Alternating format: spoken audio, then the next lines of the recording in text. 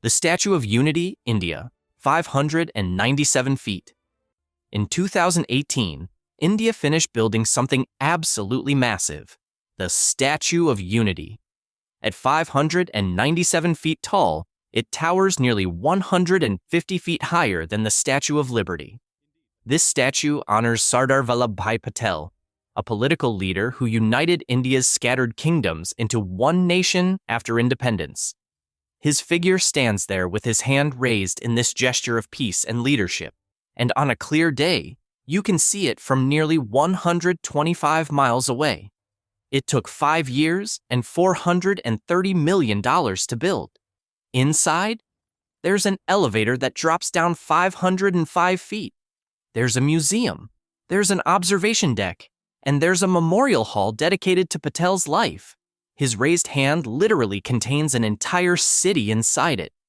But here's the thing that engineers rarely have to think about when building normal skyscrapers. This statue doesn't just have to be tall, it has to be recognizable from far away. One wrong proportion, one slightly off angle to the head, and suddenly, you've got just a pile of stones sitting on a hill. Instead, they created a silhouette that works even when you're so far away that all the details disappear. The Motherlandcalls, Volgograd, 279 feet. There's a statue that's become an icon of recognized grief around the world. The Motherlandcalls, standing on a hill in Volgograd, Russia, towers over a city she symbolizes protecting and mourning. The figure of the woman herself stands at a towering 170 feet tall. Add a raised sword, and the total height reaches 279 feet. She was built as a memorial to Soviet workers and soldiers who died defending Stalingrad. But here's an interesting question. How do you build a statue at that scale in the 1960s, when the machines we'd use today basically didn't exist? The answer? They used what they had, and pure engineering ingenuity. The statue was made from reinforced concrete, a material that was actually pretty new for something this massive. They built her in pieces and assembled her right there on site, hoisting everything up with cranes and construction winches powered by sheer human determination. The sword? That's a separate structure made of titanium. It weighs about 15 tons and had to be lifted into place using this intricate system of cranes and support structures. She was designed to be the most expressive, the most symbolic statue the world had ever seen. That pose, a woman holding her sword high above her head, her body twisted in motion, the artist Yevgeny Vuchetich designed it as a scream, as a plea, as an act of protection. Christ the Redeemer, Rio de Janeiro, 125 feet. If the Statue of Unity is a statement about modern India's economic ambition, and the Motherlandcalls is a monument to pain and sacrifice, then Christ the Redeemer in Rio is something else entirely.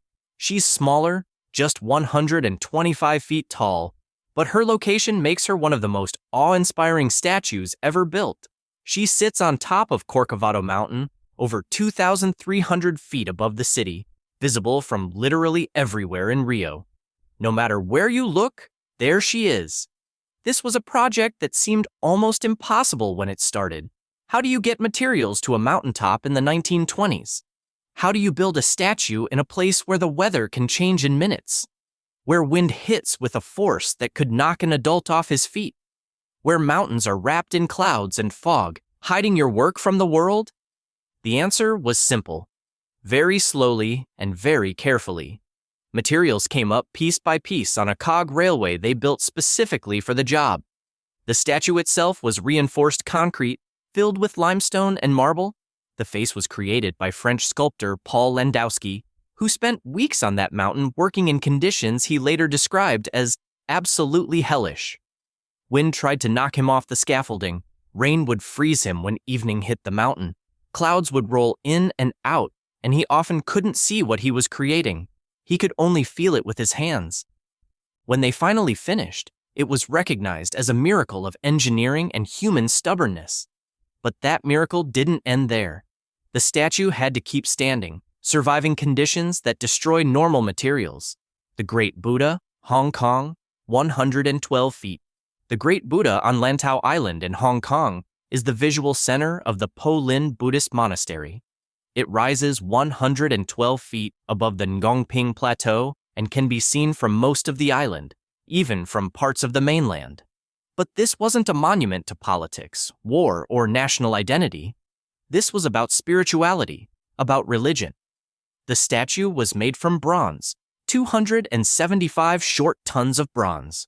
Every single piece was cast in China and then shipped to the island for assembly. Its sitting position, a meditation pose, was chosen because it represents inner peace and spiritual enlightenment. Its hands are folded in a gesture of blessing. Its face expresses calm, contemplation, and detachment from worldly concerns. But behind that serene exterior is this complex engineering system. This statue doesn't just stand there like some ancient sculpture. It was designed to be hollow inside, allowing visitors to climb up through it and look out through windows in Buddha's chest and face at the world around him. This means the bronze has to be thin enough to let light pass through it, but also thick enough to support its own weight and survive Hong Kong's climate, where humidity can be absolutely deadly to metal. Today, about 1 million people visit the Great Buddha every year, climbing up 268 steps to reach its base, the Statue of Liberty, New York. 305 feet. This one was a gift from the French to America in 1886, a symbol of friendship and recognition of American independence. It was designed by French sculptor Frédéric Auguste Bartholdi, and, get this, the iron framework was designed by none other than Gustave Eiffel, the same guy who'd later build the Eiffel Tower. Eiffel's framework was revolutionary. It was an iron lattice that let the statue be lightweight and flexible. It could sway slightly in the wind, but would never come down. The outer shell is made from copper, which oxidized over time and turned that blue-green color we see today. They chose copper because it resists corrosion and survives the salty air of New York Harbor, where the statue sits on Liberty Island. The Statue of Liberty has been standing in New York Harbor for over 130 years now. Millions of people have seen her in photos. Millions have seen her in person, arriving in America. She means freedom. She means hope. She means a new life. Her size is impressive, sure, but not just because of how tall she is. It's her presence. It's her ability to capture imagination and hold it.